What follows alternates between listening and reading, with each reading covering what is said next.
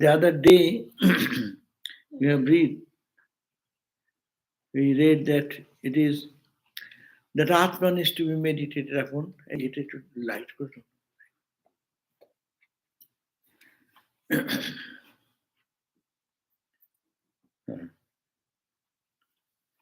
That Atman is to be meditated upon on as the sum total of every individual, and is to think that he is the creator, he is the Lord, all this idea.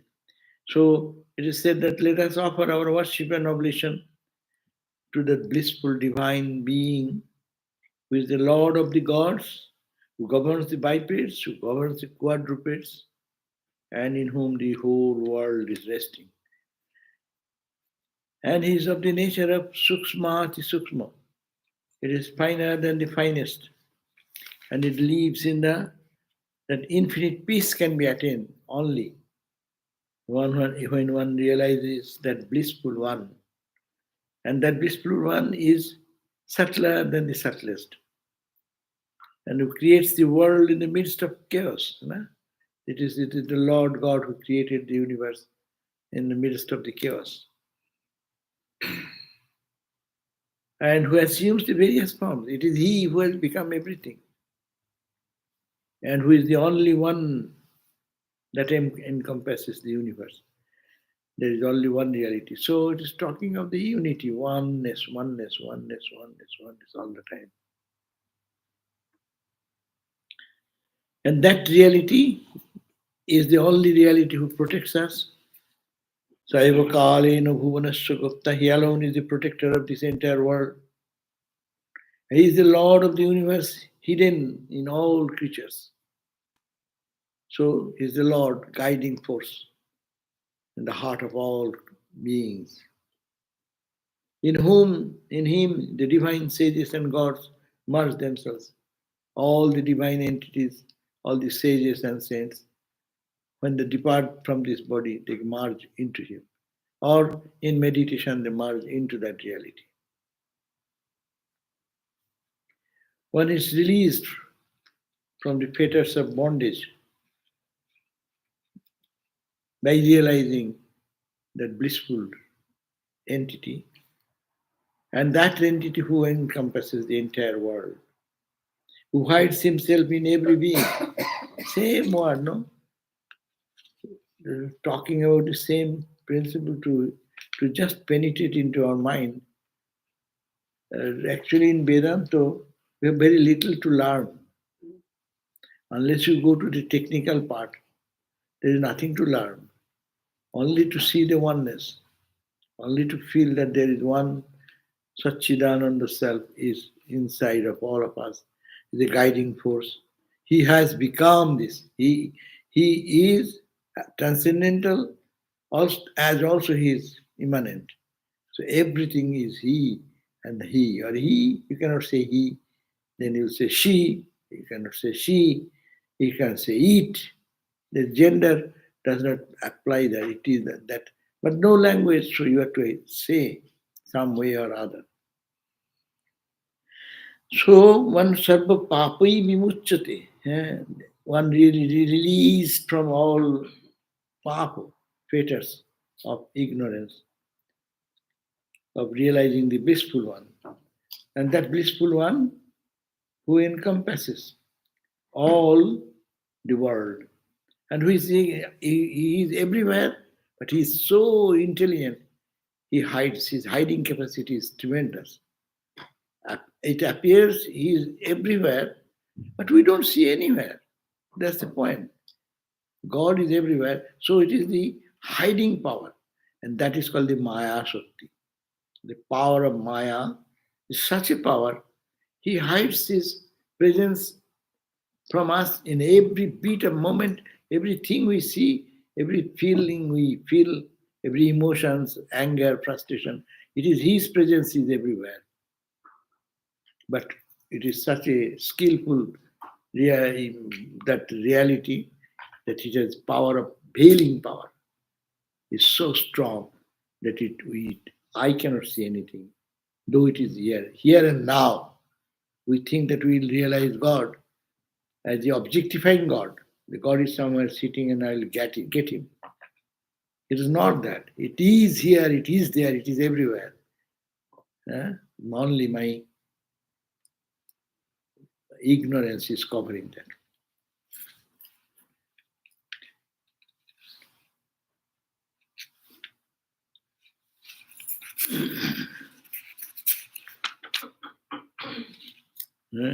And then it continues that Esha Deva, this divine entity, Vishwakarma, who created this entire universe, created. He's an engineer. He made the materials, built up structure. So he is the transcendental. He does not do anything. See an opposite ideas. Nowhere these opposite ideas can be found except in Brahman. It is that it does not do anything, but it does everything. Totally contradictory idea. He is absolute, unchangeable, but here all changes is happening in him. So how can you understand that truth? That's why he said, with the pure mind only you can understand. This divinity who created this universe, who pervades everything, always dwells in the hearts of all creatures. But how? That infinite has been finitized. Ocean, unlimited, has been put into the limitation. Which we are seeing all limited. That absolute is appearing as limited. How? By our emotions, Srida, Manisha, by your intellect, and Manasha, with imagination, will and imagination. Those who realize this becomes immortal. So last verse we read, 17, this is the idea that this divine, Esha Devaha, this Deva, Deva means God or effulgent reality. Satchidananda is effulgent, it is consciousness. So, who created this universe? Vishwakarma, Mahatma is a great reality. Sada Jananam Hridaya Sannivishtu. Sada means all the time. Jananam, the created beings, Hridaya, in the heart, Sannivishtu, deeply embedded. And always dwells in the heart of all creatures. That's why everyone feels emotions, happiness, pleasure, pain, suffering, joy, all the emotions because of his presence. So he resides in the heart. And also we intellectualize everything because of that consciousness, reflected consciousness. And we wish, and we imagine things because of that. So that is the reality, and if one can know that truth, those who realize this truth, they become etad vidu amritaste bhavanti. They become amrita, immortal, birthless, deathless. They merge into that infinite reality.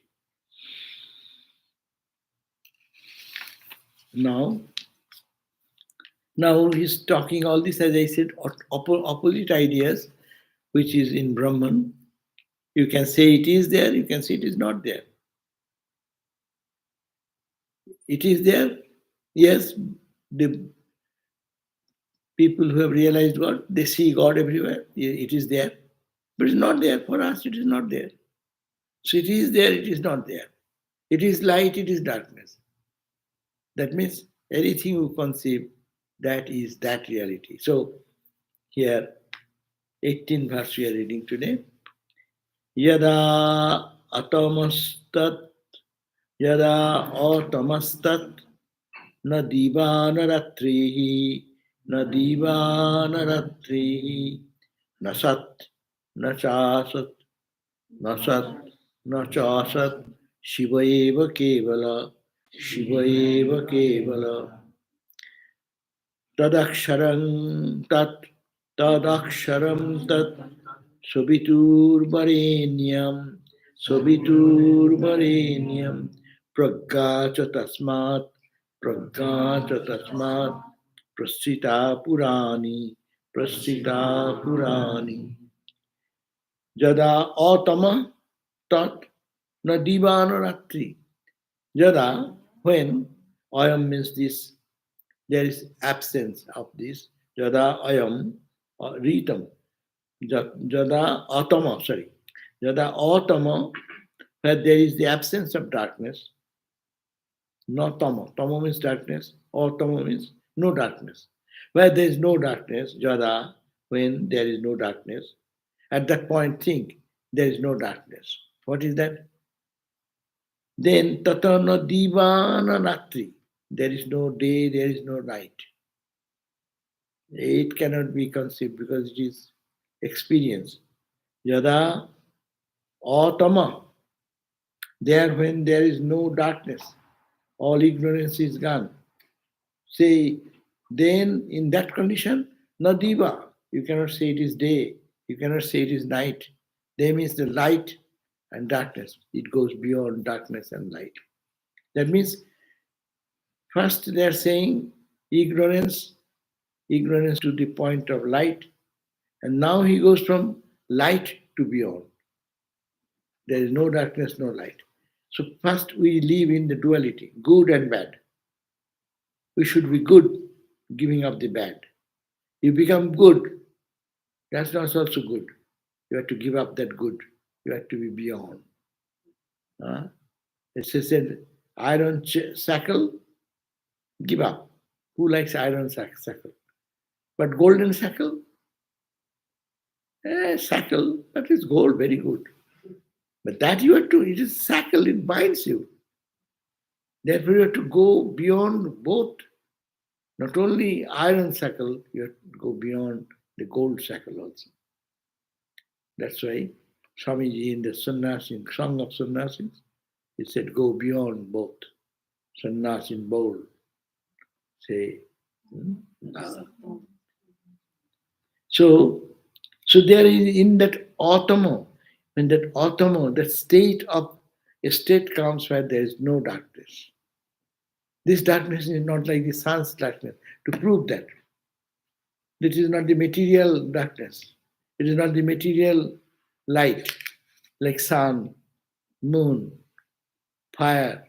It is not like that light. What is that? It is only negatively you can say it is atamaha. It is not tama, darkness. Indicating something. What do you mean? Naturally, if I say it is no, there is no darkness, means there is light. Spontaneously comes into our mind. Oh, there is no darkness. That means there is a light. It may be electric light, it may be light of the candle, it may be sunlight, it may be moon's reflected light. Some light is there, but it is not. Don't think that light is this light. That's why it is said, Natatro Shurjo Bhati Nachandratarakam. Upanishad says in another, Natatra, in that state, Chandra Bhati, the sweet full moon night, beauty, softness, serene. Natatra Chandra Surjo, sun does not shine there. Moon, Natatra, no, Natatra Surjo Bhati, na Chandra, na Tarakam, na the stars light. Stars are not there. Tameva Bhantam Anubhat, he shining. That's why the sun, moon, stars, they shine forth. It's a reflected light of that eternal light. So here, the similar tone in this verse is one of the beautiful verse here, is transcending our vision from duality to absolute non-duality, which cannot be expressed to the words. But the sages are trying to make us understand. It is na jada or tamaha. When there is no tamaha, darkness, tat no diva, there is no day. Day is, you cannot say it is daytime. You cannot say it is ratrihi, night time. No sat. You cannot say it is. Cho asat, no asat. You cannot say it is non-existing. You cannot say it exists. You cannot say no non-existing. It's a terminology. It's giving us the clear idea that you cannot define it. If you define it, you limit it. Anything you define, you can define. That is not God. Whatever is limited in name and form, that is not God. Because you are limiting that with your description, with your quality. He is light. That means you are defining one way, and that is a limited object in the universe. That's why it is no diva, no ratri. There is no night, there is no day. There is no light, there is no darkness. No ratri, no sat. It is not a reality or existence. And it is also not so asat. It is not, is non-existing or non-being. What is then it is? It says Kevalaha. It is only. I cannot say anything. What can I say? I can say it is only that and that alone. Darkness idea brings light idea. Existence idea brings non-existent idea. That's why Brahman is Satchidananda. Many people make a mistake. What mistake? Brahman is what? It is Sat. It is. Is means something existing. You have the idea of existing means there is an idea of non-existing. Chit, it's consciousness. Consciousness, whenever I think of awareness or consciousness, there is something which is dull and unaware. Opposite is there.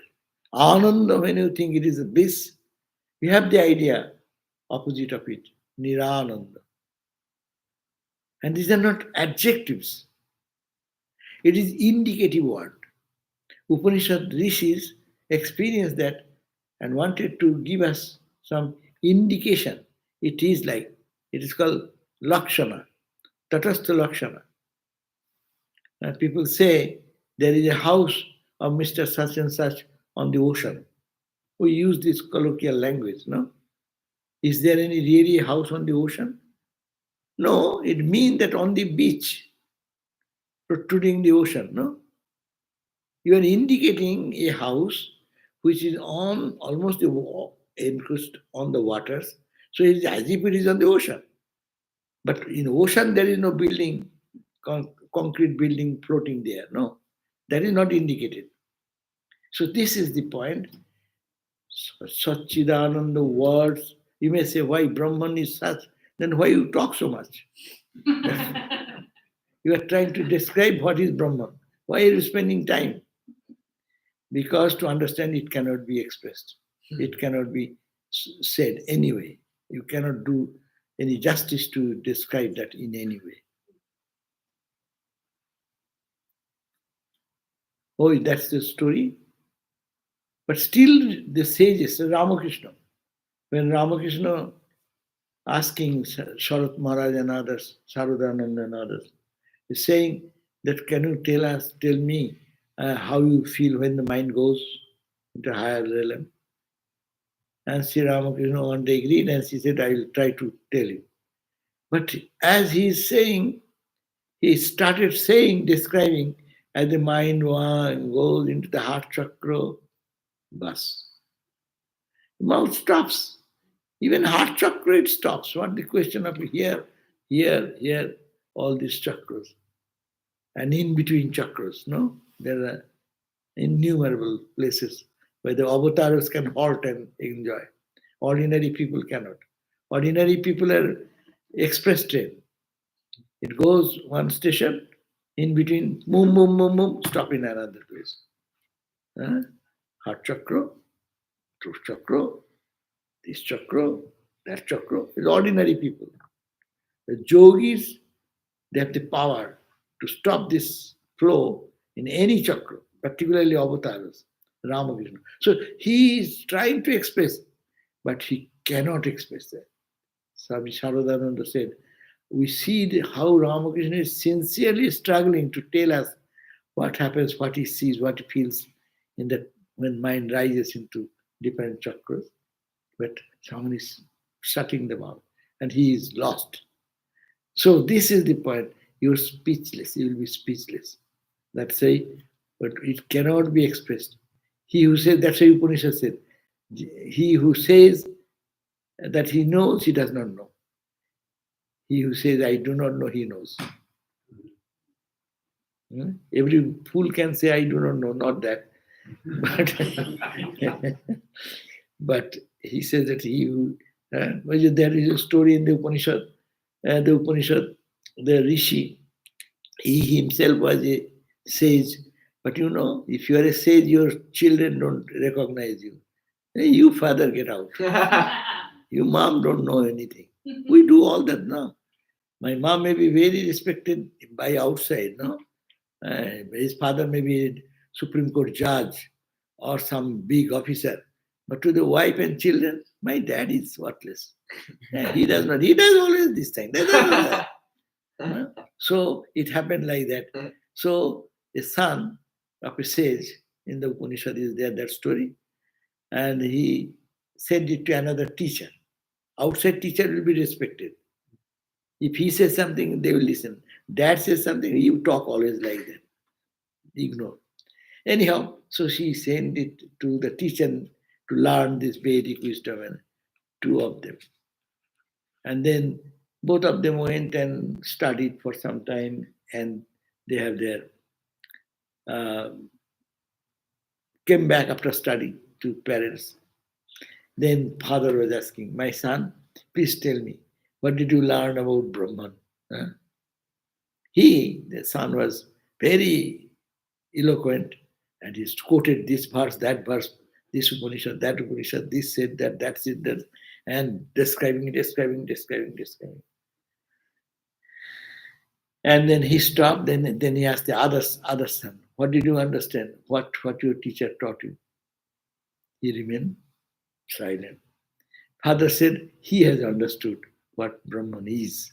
The other one is in the intellectual level. He's talking about Brahman. So this is the point, that experience cannot be expressed. Experience cannot be expressed, but they try to give a clarity before us to have some, out of mercy, and that we misconceive. That's why all the expression is given. It is neither Sat, neither Chit, neither Ananda. But it is the closest indicative idea about Brahman. But it is not Brahman. There is a Upanishadic verse that which is expressed, one who says that he knows Brahman, he does not. One who says does not know, he knows the truth. And similarly, there is this expression that knowing is a part of intellect. So it cannot be compared with the experience. And that Yoga Vasishta, we read that story. The student came to a teacher and asking about, sir, please teach us what is Brahman like, no? And the Guru didn't say anything. He remained silent. And then the student become restless. Really, he has a serious question to understand Brahman from the teacher, but teacher become non-responsive once, twice, thrice, and become very restless. Then the teacher said, my child, I was teaching you what is Vedanta, what is Brahman. It is silence. You cannot say anything. You feel that when it experience cannot be expressed. So that's the Avangmanasura. Here that's the idea is Yada Atama Tat, when that Atama, no darkness is there, it is Nadiva Narakti. That you cannot say it is day, you cannot say it is night. That means that when your mind goes into the Atama state, beyond tamas, what is indicated in the previous verse, meaning that don't think that there is light, daylight, or darkness of the night, that is indicated. It is beyond both. Na sat, na asat. You cannot say it is there. It cannot say it is not there. Then it is what is that you are talking about? Shiva eva kevala. It is only that, onlyness, kevala, and it is Shiva. Shiva means, don't take it personalized God. It is the Shiva all auspicious. What is all auspicious? What is auspicious in life? When you know you are divine. That's auspicious. Or all we are dealing whole day with inauspicious thing. The body, mind, emotion, ego, all these activities are going on. This is all inauspicious because it is in the keeping us in bondage. Bondage to the world, bondage to the senses, bondage to our failure, success, all this. So, therefore, tad aksharam tat subitur varenyam. That is the aksharam, that reality, what you're talking about, beyond atama, beyond the state of tamas, where there is no darkness, there is no night of the night, light of the day or darkness of the night, where this you cannot say it is there, it is not there, where it only auspicious reality remains. Tad aksharam, that is imperishable. Tat subituhu varenyam, that is the adorable Lord, God, Creator. Tasmat Purani Pragga Prasita. From him only the ancient Pragga, the wisdom, proceeds. That means all the wisdom of Pragga comes from Brahman. So Brahman is the originator of knowledge. Brahman is the originator of all this creation. At the same time, it is done nothing. It is unattached. It is undivided. It is not in the fold of duality. So when the ignorance is dispelled, there is neither day or night, neither being or non-being. There is only that auspicious one, Shiva, who is imperishable and who is worthy of being adored by the Creator. Creator God adores him. Creator God comes according to Vedanta, how the Creator God comes. Now Brahman plus Maya, he becomes Ishvara. And Ishvara creates this universe. So it is coming from Ishvara, and Ishvara itself, its root is Brahman. So from him is proceeded the ancient wisdom. So there is a note. There is only that auspicious one, means the statement that there is neither being nor non-being when ignorance is removed may leave on one the impression that the ultimate reality is Shunya, is contradicting the Buddhistic idea of Shunyavad, void theory, or void, as some philosophers hold it to be.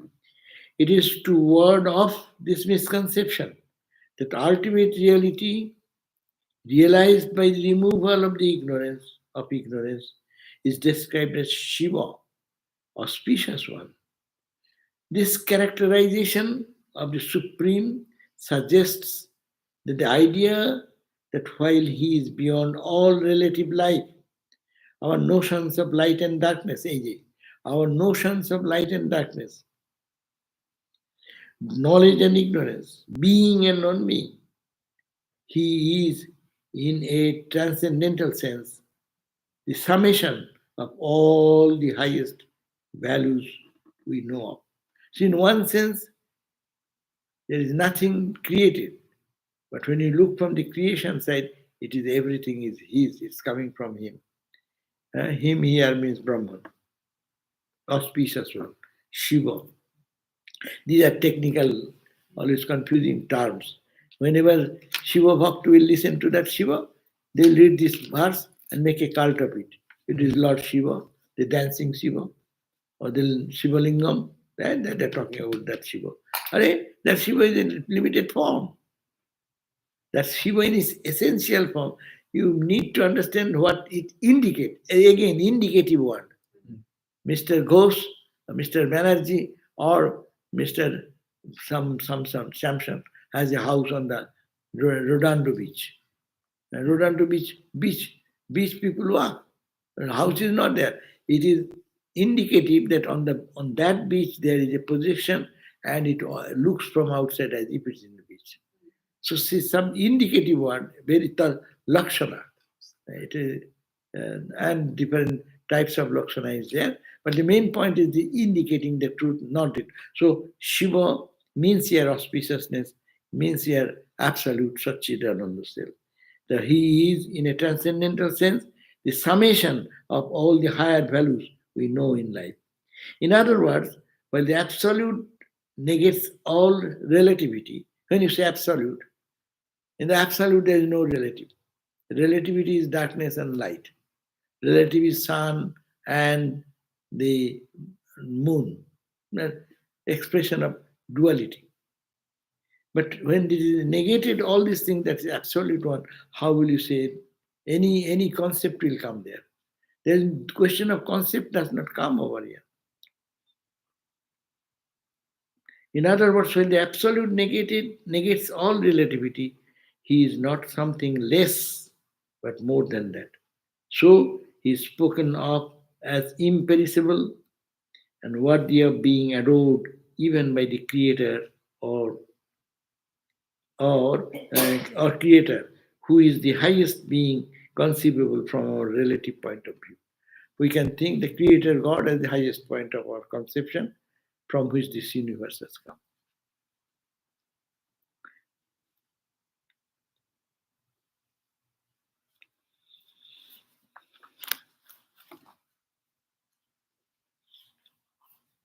Here you see that Shankara's book says, where there is no darkness, then there is neither day or night, neither superimposition of existence or of non existence. There remains only Shiva, the Absolute. That is immutable, that is worthy of adoration. The ancient enlightenment has spread verily from it. Then he, word by word, his way of translating, his running is that I'll read out quickly because I've discussed it. Yada means when in the condition in which there is Atma, no darkness, Atamaha, no darkness, when darkness, that is the result of Maya and its effect, is dispelled by knowledge, comparable to a lamp. So he is saying, Tamaha means a state when darkness, that is the result of Maya. Maya makes it cover two things. Maya has two functions. There's the covering aspect, projection aspect. And movie hall, you go, first of all, you see with all the chair people, and people are having popcorn and this and that. And now gradually the film starts. What they do first? Put the light off. So it is taking into darkness. First part of Maya, it shuts down the reality. And in the darkness, you don't see the chair, table, people. And then your focus goes boom on there. Projection. And projection on the screen. And it is not real. See, in this is just compare this. Our projection starts there. It is not there. But at the beginning, I know it is just started. Then I see that little sense of my connection with my real nature is there. It is, I have come to watch a movie. And then projection goes on. And then you get intrigued. And you get so absorbed. Your tears are coming sometimes. And you are crying. Why are you crying? Because something is going on there, which has no reality at all. The actors, they got the money to play in that role. And the person who was killed, he got some money to be killed like that. and who is to kill, he used to act like that. Everything is just fun. But really, you see that and you cry, you weep, you are happy, you are unhappy. Huh? As I say, someone can take your picture of your face, making not you are not aware of it, and someone stands there. You will find that your picture, you will be really surprised how you behaved all the 1 hour this during seeing the movie. We get identified what is happening. This whole world is like that. It is all Satchidananda. But we under the Maya, first covering, and it's covered, and then comes projection, and in the projection, all types of things can happen. But the see that inner light in the projection lamp is innocent. He is not attached to the killing, or he is not attached to the loving. Whatever sin comes, anything comes, he only is there. And that light is penetrating to the real, which is the Maya real going on, and projection making us all full and getting involved into it. But the light, inner light, shining all the time, undisturbed. It has no, it is like AI says, I have no emotion like you human. Eh? If we ask, hello, you are working so hard for me, thank you. You don't need to thank me. I am a machine. I am a machine. I only give you the information as is collected in my data. Right? With this light, Atman is like that. I only am. Light does not do anything. Lamp, projection lamp does not do anything. It is there only. If it is not there, no projection. This is the point. Therefore, Sakshi, Cheta, continuously is there, witness consciousness. So, there is Atamaha, means no darkness. When darkness, that is a result of Maya, and its effects is dispelled by knowledge. Only knowledge can destroy this. When it is dispelled like that, comparable to lamp, which arises from such sentence, thou art that. That means that knowledge is gone. I forget I am divine. I forget that I am Satchidananda. When I forget, then it starts. It does not happen to a person of illumination. A man of knowledge will not be deluded by this type of experience. So he says, it is to that person who is under delusion and thinks forgotten that I am that Brahman. To that person arises such idea, the darkness. Then at that time, there is no diva, neither day. There is not even a superimposition of day. Day is superimposition, night is superimposition, love is superimposition, hatred is superimposition. Everything is projected. See, just imagine, in darkness we create so many misconceptions. In our ignorance also, day-to-day life, when you are not ignorant of the fact, you misjudge other person so many ways. And the fact, when it comes out, you see that you are free from that. So neither day, there is not even a superimposition of day, nor night, there is no superimposition even of that, nor Sat, neither superimposition of existence, nor Asat, nor even the superimposition of non-existence. The phrase, there is not even a superimposition of, is to be supplied everywhere. In that case, an apprehension may arise that there is merely a void. So if you say it is not there, this is not there, ultimately then what is there? Then void is there. Shunyavad is a big philosophy. That is the fine. Shankara have to fight in all areas, and he puts this concept. Ramakrishna also said, it is not void. Ultimate truth is not void.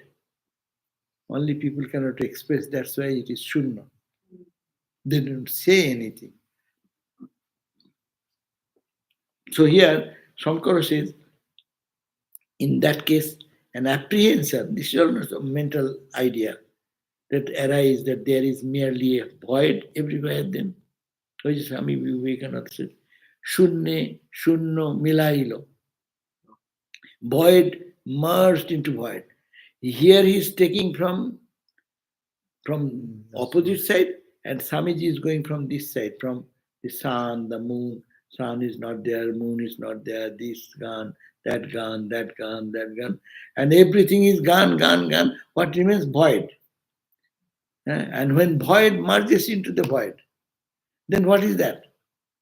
Then Swami Vivekananda says, Abang manasago charam bujhe pran bujhe jar. Who can understand, who can realize, he only feels there is something which cannot be expressed. It is not void. It is not, no one wants to be void. Do you want to be void? Why to make soul, spiritual life, meditation, japa to go into the void or vacant, but to be fulfilled? There is a fulfillment in such a way, it cannot be expressed. So here, Shankara says it is not void. That there is merely a void everywhere? No. Which would be non-different from Buddhistic idea.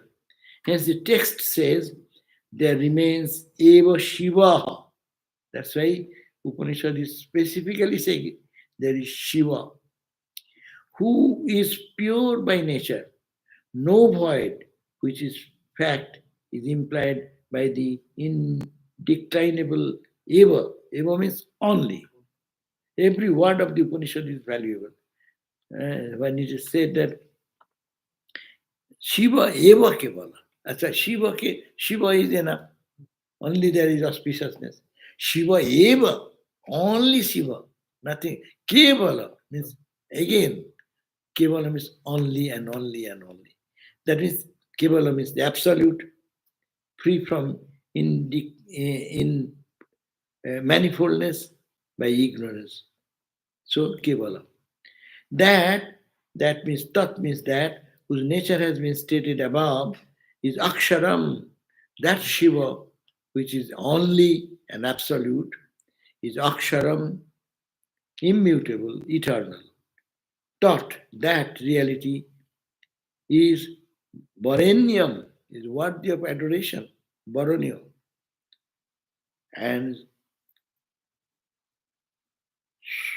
Shaitu, Sobitu, who by the sun, by the deity who identifies himself with the sun, Purani, the ancient, which exist without beginning and have been received successively by Brahma, Pragga, enlightenment, which arises from the instruction of the teacher to such sentences as thou art that. Cha Prasta has been spread in its fullness among monks who are ever possessed of discrimination, etc. বলছে that knowledge which exists from the beginning, and it has come down to Brahma, and Brahma to people of enlightenment, Pragya, those who are men of wisdom, they also realize the same truth. So it is coming down in its fullness among the monks. Monks, why monks? Those who can abandon everything for the truth. Neti, neti, neti, neti, neti, neti.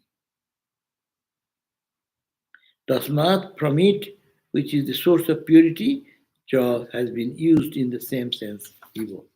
So the text now states that Brahman, which is unchanging, cannot be grasped by anybody in the directions that are upwards, etc., and that being non-dual, it is not comparable to anything, and that it is of the nature of fame, not limited by time and direction, etc.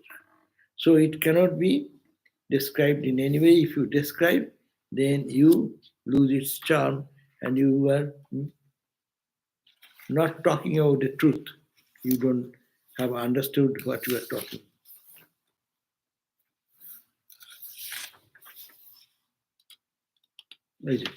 Swami Lokeshwarananda he has translated this.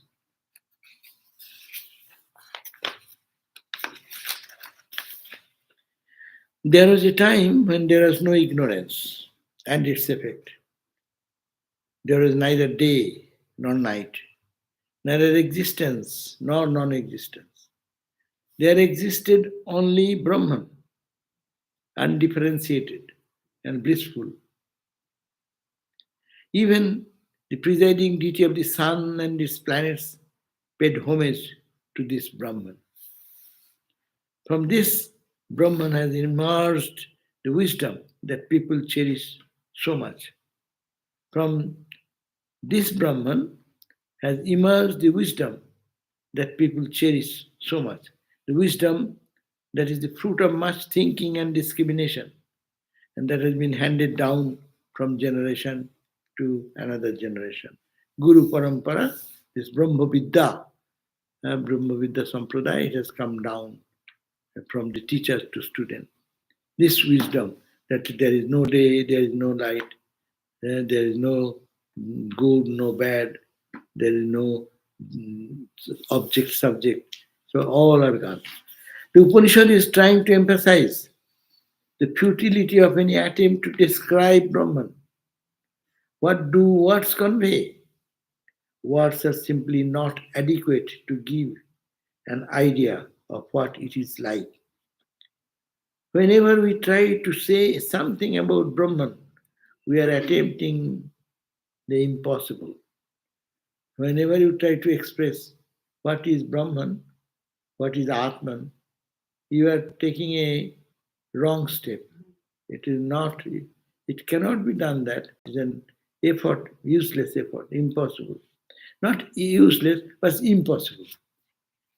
Brahman is not an object that we can perceive and describe. You can go to a particular place and then see the place and come back and describe because it is limited. But when it becomes too big, then you say, oh, how shall I describe that?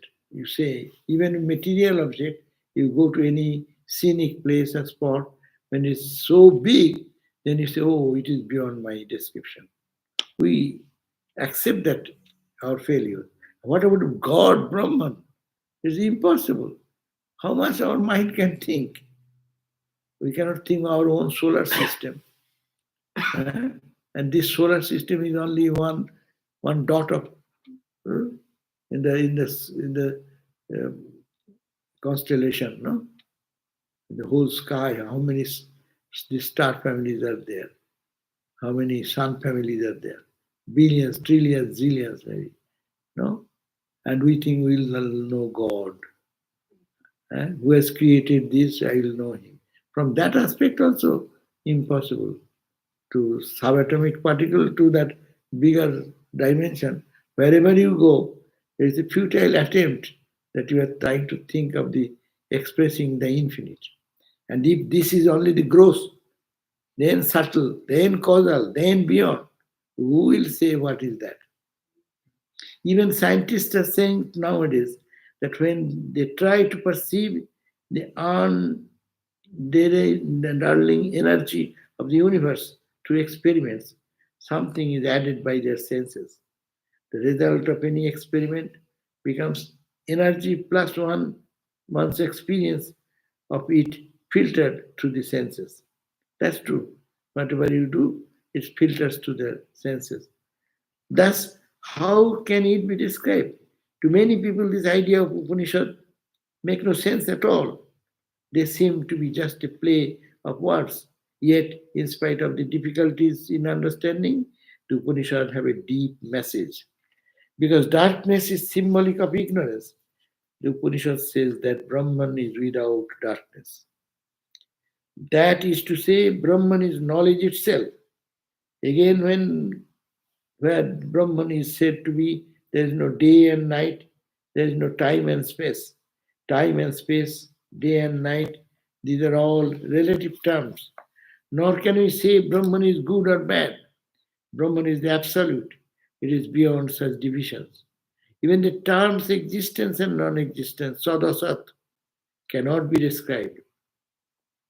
Our idea of existence is very limited. Suppose you have a flower in your room, you see it and say the flower exists. But the next day someone removes the flower and you say the flower does not exist. Our concept of existence and non existence is relative. But people say you take out the flower, but flower's tanmatra will remain.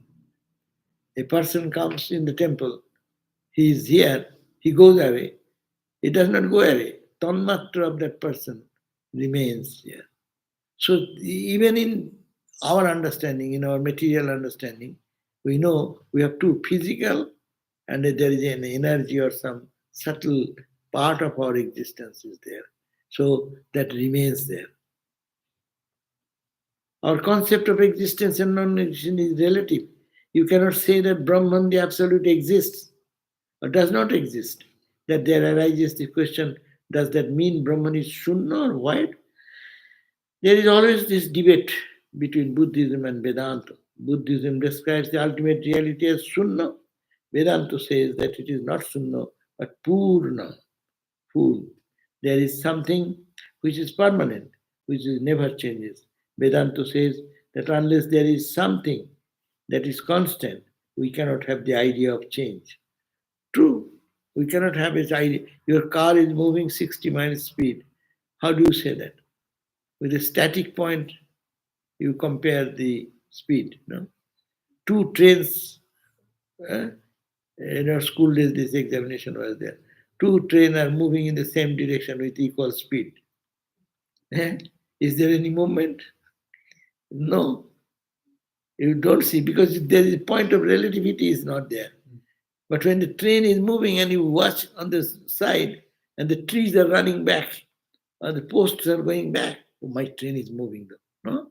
Sometimes opposite idea that I am static and they are running. That's a different idea. But anyhow, that it is to think of change, you must have to think of unchanging.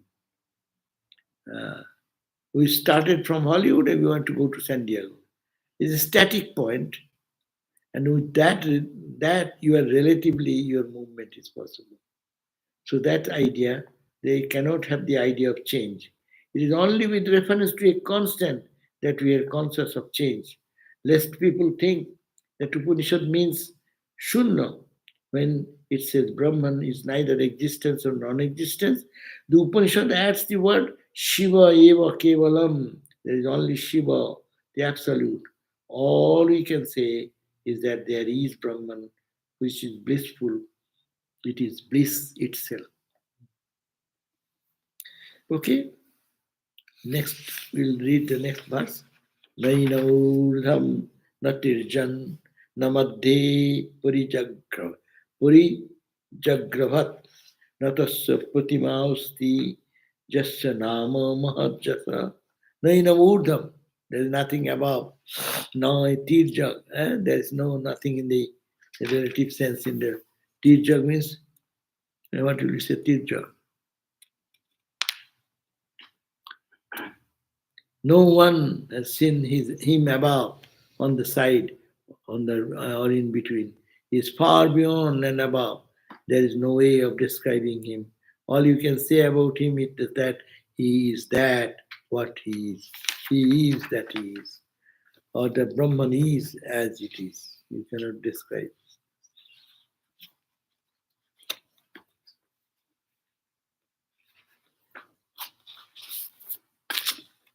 Okay? Swamiji, Yes.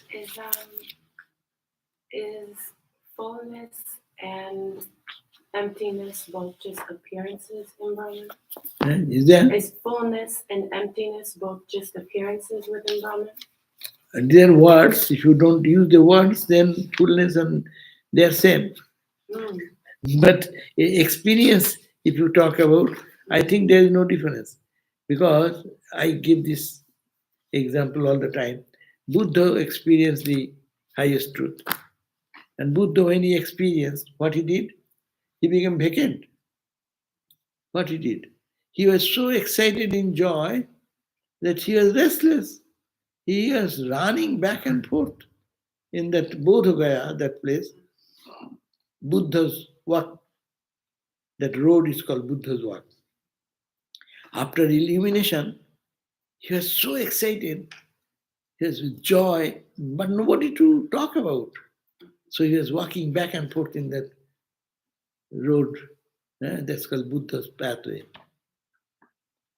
And any Sri Ramakrishna experienced that joy, extreme joy. What happened? Was he feeling vacant? What did I do? Like people have brainless people. When their memory fail, people fail their memory, they look vacant like that. Are they vacant? They're full of joy. So the experience is the same. But when expressing that idea, some may say it is shunya. On what aspect? This shunya means void, void of the entire creation, no duality, no jagat. There is no sun, there is no moon, there is no stars, there is no human being, no. So no, no, no, no, no. It is that this is shunya. Shunya of this our idea of existence. It is void of all this what we see. And another one, Purna. I see everything is permeated with one consciousness. Same experience. Hmm. Anything more? Om Shanti Shanti Shanti Hari Om Tat Sat Sri Ram Krishna Panamastu. Tomorrow is gospel class, is it not? Gospel class? Yes, we'll have gospel class today. Tomorrow, we'll see, 7 o'clock, 7:30. Okay. Upanishad is to be meditated, that's the point. What to meditate? With eyes open. Just take this verse for another 7 days. Write down these 4 lines. Just when you are sitting, just think about that. The ideas, the mantras, what it means, no?